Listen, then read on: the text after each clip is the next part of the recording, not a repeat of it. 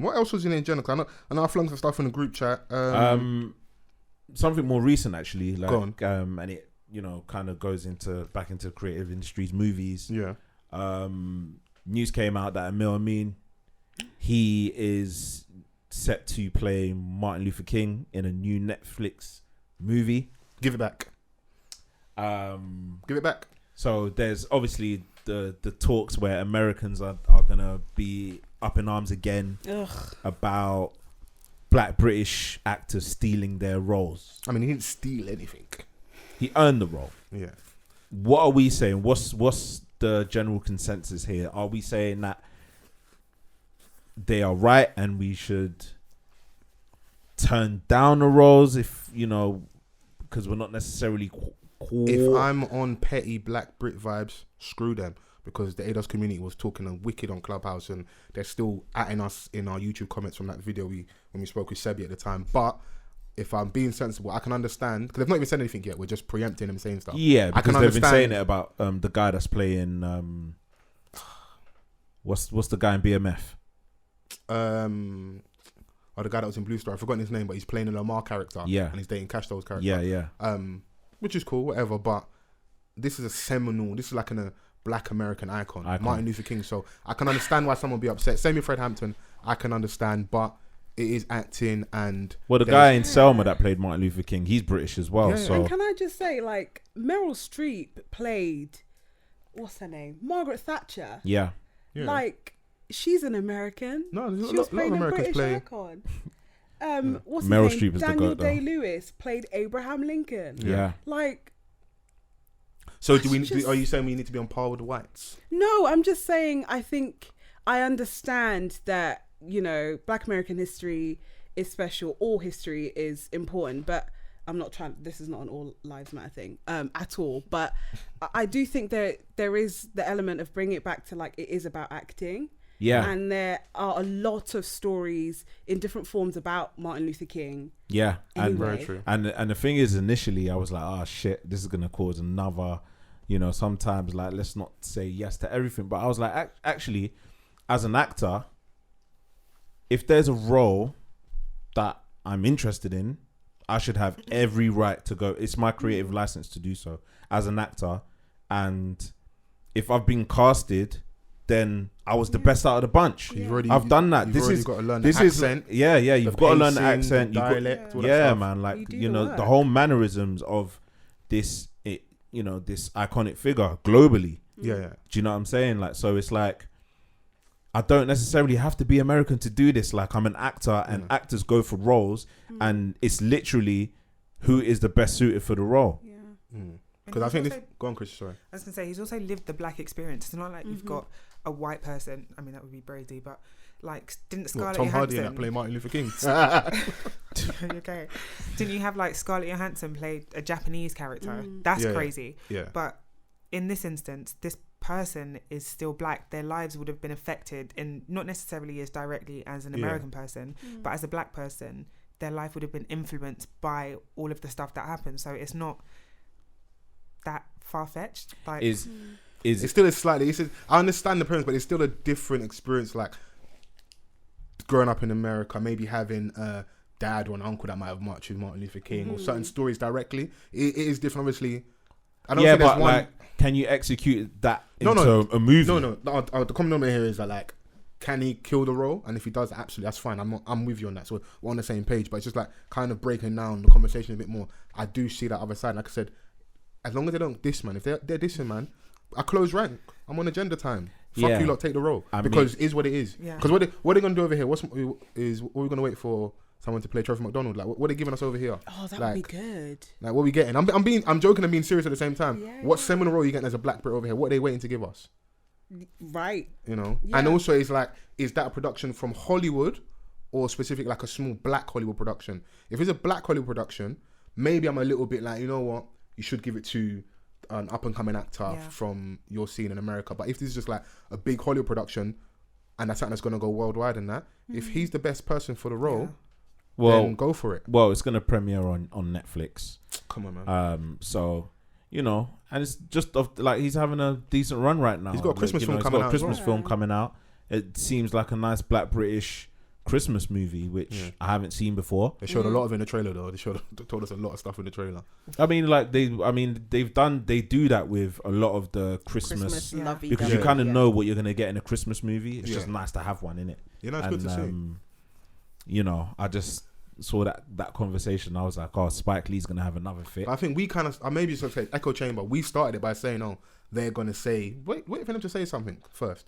Oh, it's only because they've said it or they keep saying it. Yeah. So you're always gonna, like, when the trailer finally comes out or when the red carpet comes out and they actually hear Emil speaking and be like, oh, look, it's another.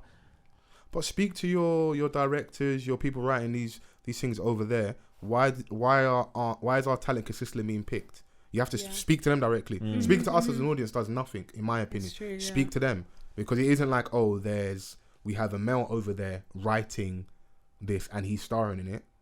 Who's the person over there? Who are the people? Who's the production house? Have a chat with them, not at us.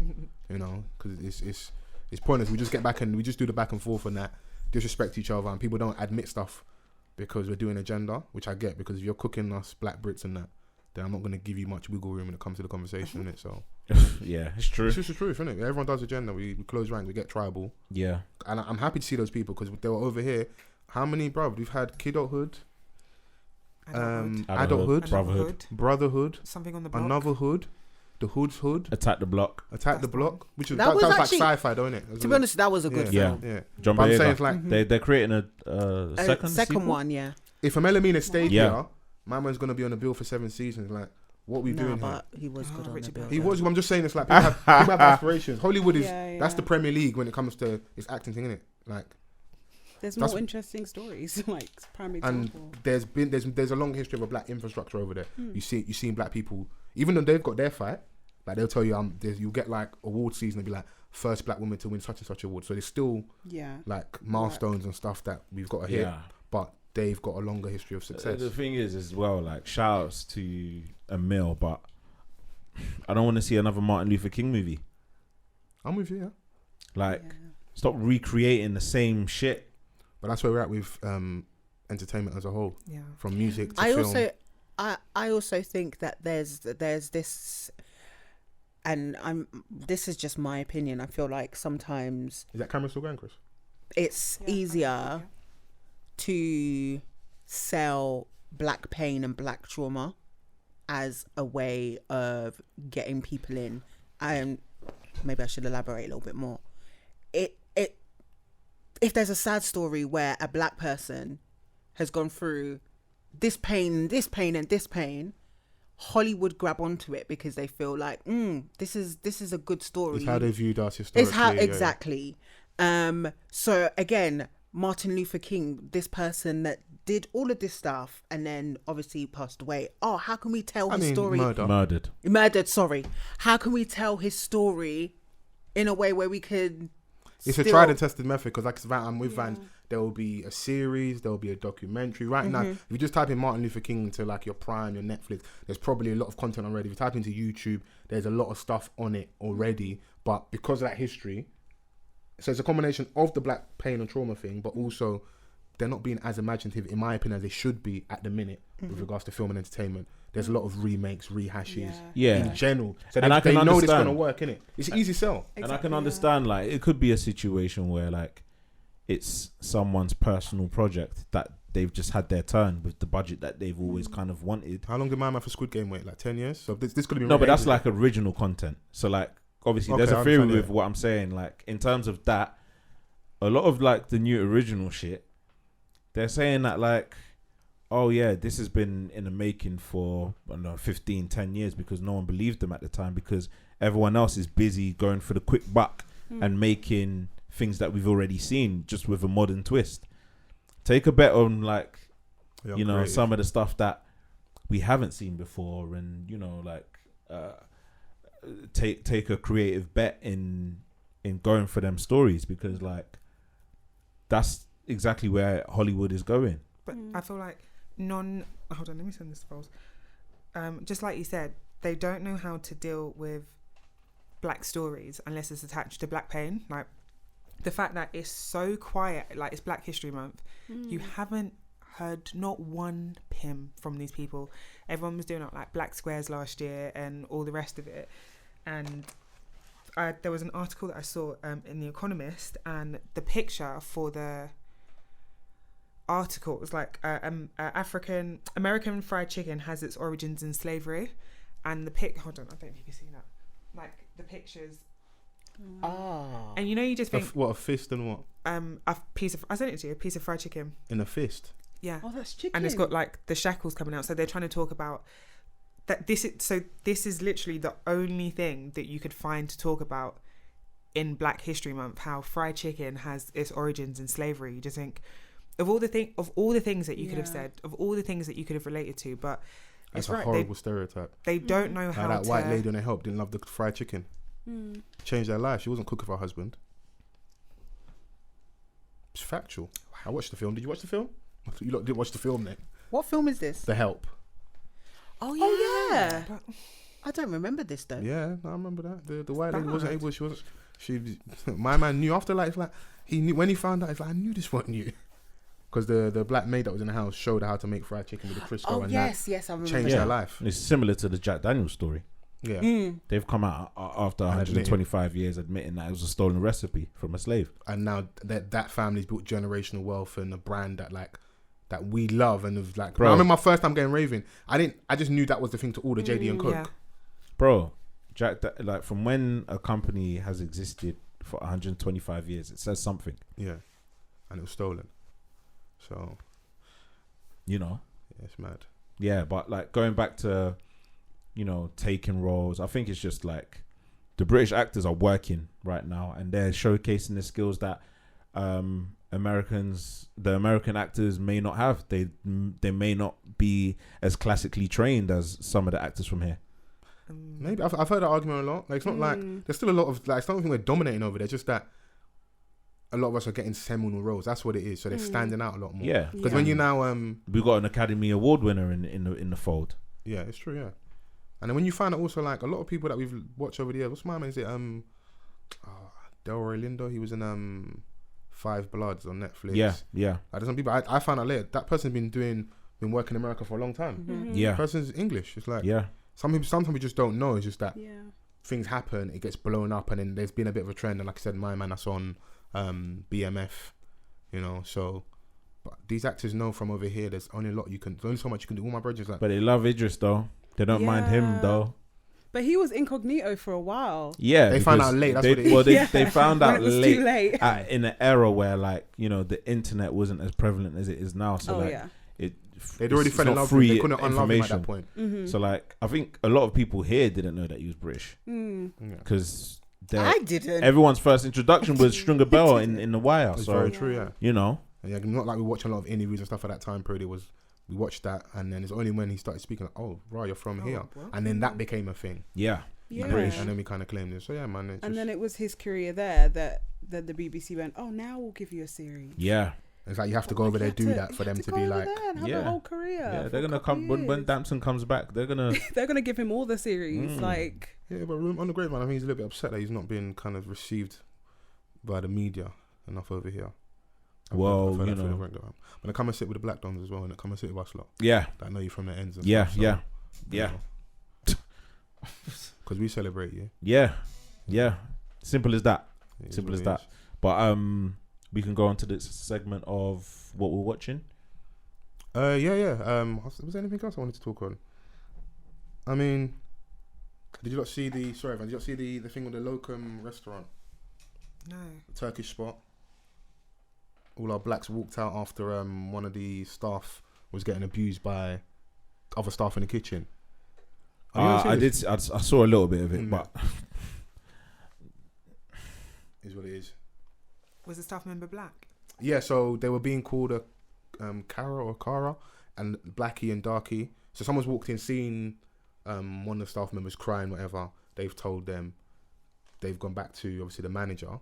Whilst the girl's talking to the manager, a guy comes in, kind of shuts everyone up, and brings like one of their staff over, and made my man kind of admit on camera that he'd called someone a Darkie or Blackie, whatever. And then that party obviously kicked up a fuss, and then everybody in the restaurant walked out.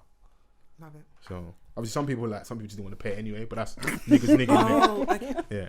Okay. Like they took the opportunity, but listen, small reparations wherever you can get them. So rob this England.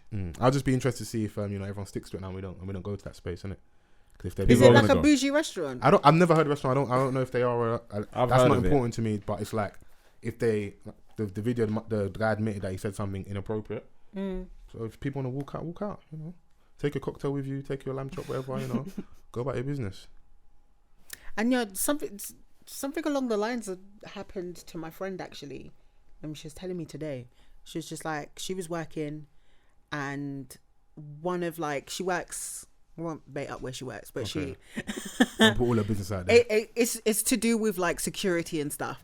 And I think she was an exhibitor was basically asking her questions, and she was like, I don't know the answers, and they just kind of spewed like racial, like verbal abuse and stuff like that, calling her see you next Tuesday, all of this stuff. With a black on the front. Yeah. Wow. All of this stuff, and obviously she had to remain calm because she's working.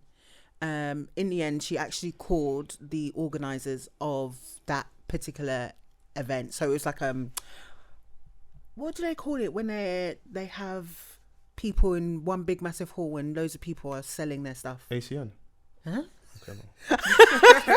I know what that is. It's not that. Like a market. Yeah, I was gonna say market. But it's like a wedding, an annual wedding show. Like So yeah, it was like those things where exhibitors come and sell their stuff and whatever. Yeah. And basically, like a lot of people heard this particular couple saying all of this stuff and actually stuck up for her. Dope. And in the end, basically the owner of that event said that they're never using those people again because of the fact that they were racist. As it should be. So more and more people, I can't speak on like the whole of the UK, but more and more people, the hope is that more people speak up when they see things like this happening and actually standing up and saying, well, no, that's unacceptable. And you don't qualify. I'm no longer giving you my coin because of, something horrible that you're doing. Yeah. Well, yeah. I mean, the power is in the penny, innit? Like, so if you take away that aspect, then you leave them crippled. So I guess that is a way to hurt, the establishment. Yeah, I'm with it. Like you can scream and shout and post it, but do something like walk out. Okay, I'm not going to pay. Like I don't deserve to be treated this way. And then I want to see how committed you are to your racism. Because if you're gonna lean into it, man, to say out loud, I almost rate you because at least you're really sticking to your guns here. But you'll find once people lose some bread, lose some money in that, suddenly the racism fades away a little bit, but then it's on us to kind of stick to our guns over here and be like, nah, there's no forgiveness. You're kind of blacklisted amongst us, and nobody goes back to that place again, innit? So I have a question. So does anyone still go to Starbucks? Starbucks? I never went. I'm generally back. When did Starbucks have a racist incident? Well, there was this maybe like last year? A lot's happened this year and a half. I can't lie to you, man. A lot's happened, man. Where I think it was a Starbucks in the US, I can't remember what state, asked two black people that were sitting in the cafe to leave because I can't remember what it was, but then loads of people were just like in uproar about it, and a lot of black people were like, we're not going to Starbucks. So that's why I asked that question. Maybe it happened, I just forgot, but yeah, I don't remember that one, but I was never going to stop. But hey, you enlightened me. We're going prep. Sorry, man. What do you want me to do? Or Cafe Neuro. Yeah. Or Costa's. Or my house, bro. Or just the local independent cafe. Yeah. Support local. Yep. Yeah. Man's like, I don't really. I'm not a coffee drinker like that anyway. Coffee ting, yeah, so. Yeah, man, on a coffee thing. Yeah, not really on a coffee.